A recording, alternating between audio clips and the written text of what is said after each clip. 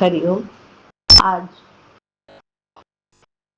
रविवार 28 जून 2026.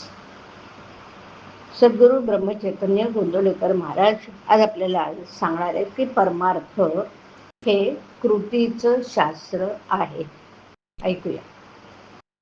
एकदा जनक राजाच्या घरी विद्वान आला आणि त्यांनी आपण आल्याची वर्दी राजाला पाठवली. आता राजा आपली पूजा करील असं त्याच्या मनात आलं. हा त्याचा भाव समजून जनक राजाने निरोप पाठवला की आपण एकटंच यावं. त्याप्रमाणे आपण अभिमानाचं गाठोडं बाहेर ठेवून मुगस रामाकडे जावं. तसंच सद्गुरूच्या घरी पण आपलं भांडवल बाजूला ठेवूनच जावं. मी कोण याची जाणीव जोपर्यंत राहते तोपर्यंत दुसरे पण आलं. अभिमान वाढवण्याकरता देवाकडे नाही जाऊ. दुसऱ्याचं वाईट व्हावं असं आपल्याला वाटलं की आपला अभिमान वाढीला लागला असं जाणवलं. पोराबाळांवर जितकं प्रेम करता तितकं प्रेम भगवंतावर करावं. आपली आणि भगवंताची इच्छा एकच होणं हे परमार्थाचं सूत्र आहे. भगवंताची जी इच्छा तीच आपली करावी आणि आनंदात राहावं. अगदी निस्वार्थ बुद्धीने केलेले कर्तव्य कधीही वाया जात नाही. एखाद्या सावकाराकडे कोणाचे दागिने गहाण ठेवले असले तर त्याने आपल्या घरच्या लग्नामध्ये ते वापरणं हा अन्याय आहे.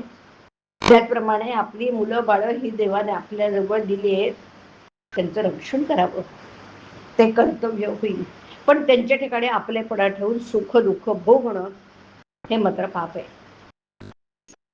संन्यासाने भगवे वस्त्र धारण केल्यावर त्याचा थोडा तरी परिणाम बुद्धीवर होतोच. त्याचप्रमाणे आपण भजन पूजन करू लागलो की त्याचा परिणाम आपल्यावर दिसला पाहिजे. जो शहाणा असेल त्याने समजून आणि जो अडाणी असेल त्याने श्रद्धेने बंधनं पाळावी. स्वतःच्या मताबद्दल आपल्याला पूर्ण खात्री असावी. त्यात घोटाळा असू नये. मनाने आपण खंबीर झालं पाहिजे. ज्याप्रमाणे पांढरा कपडा मळल्यावर मळण्याचा जास्त संभव असतो त्याप्रमाणे सत्कर्माला विघ्न फार येतात. त्यांना न जुमानता आपण सत्कर्म करा. आचार आणि विचार ही दोन्ही जुळली म्हणजे उच्चारित तसाच येतो. नारळात पाणी जितकं गोड तेवढी खोबऱ्याला चव कमी. तसं जेवढी विद्वत्ता जास्त तेवढी निष्ठा कमी. फार वाचू नका. जे काही थोडं वाचाल त्याचं मनन करा, ते कृतीत आणा. जसं वडिलांचं पत्र वाचल्यावर आपण त्यातल्या मजकुराप्रमाणे कृती करतो तशी ग्रंथ वाचनाच्या समाप्तीनंतर कृतीला सुरुवात करावी. परमार्थ हे सर्वस्वी कृतीचंच शास्त्र आहे. समाधान आणि आनंद हे त्या शास्त्राचं साध्य.